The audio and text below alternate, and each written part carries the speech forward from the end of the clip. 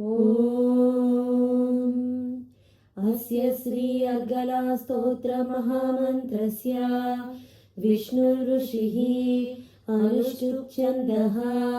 श्री महालक्ष्मी देवता श्री जगदम्बा प्रीतये जपे विनियोगः। ॐ नमश्चण्डिकायै। मार्कण्डेयोवाच ॐ जय त्वं देवि चामुण्डे जय भूतापहारिणी जय सर्वगते देवी कालरात्रि नमोऽस्तुते। जयन्ती मङ्गला काली भद्रकाली कपालिनी दुर्गा शिवा क्षमा धात्री स्वाहा स्वधा नमोऽस्तुते। मधुकैटभ विध्वंसी विधातृवरदे नमः। रूपं देहि जयं देहि यशो देहि द्विषो जहि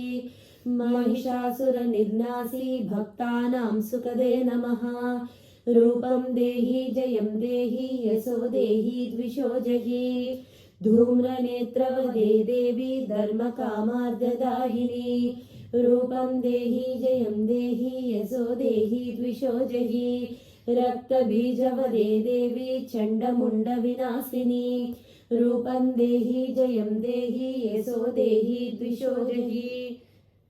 निशुम्भशुम्भनिर्नासी त्रैलोक्यसुभदे नमः। रूपं देहि जयं देहि यशो देहि द्विषो जहि वन्दिताङ्घ्रियुगे देवी सर्वसौभाग्यदायिनी रूपं देहि जयं देहि यशो देहि द्विषो जहि अचिन्त्यरूपचरिते सर्वशत्रुविनाशिनी रूपं देहि जयं देहि यशो देहि द्विषो जहि नतेभ्यः सर्वदा भक्त्या चापर्णे दुरितापहे रूपं देहि जयं देहि यशो देहि द्विषो जहि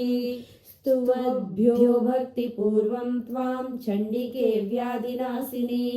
रूपं देहि जयं देहि यशो देहि द्विषो जहि चण्डिके सततं युद्धे जयन्ती पापनाशिनी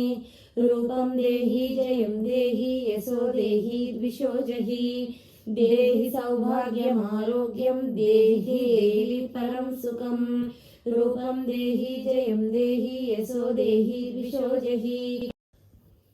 विदेहि द्विषतां नाशं विदेहि बलमुच्चकैः रूपं देहि जयं देहि यशो देहि द्विषो जहि सुरासुरशिरोरत्ना निगृष्ट चरणेऽम्बिके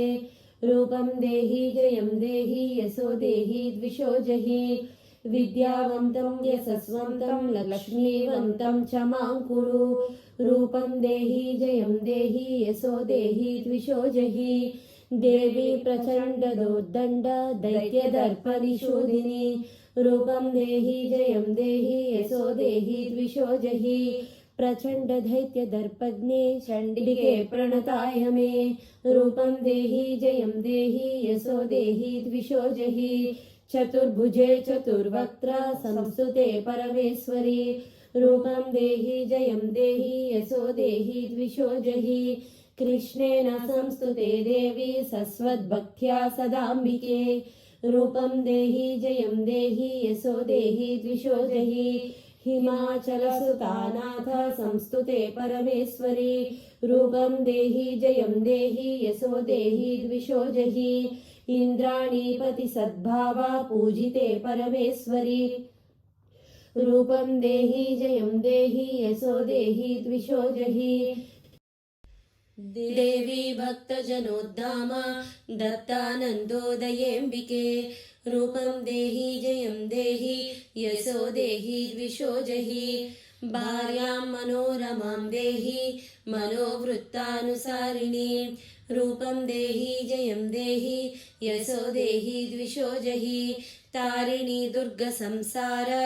सागरस्याचलोद्भवे रूपं देहि जयं देहि यशो देहि द्विषो जहि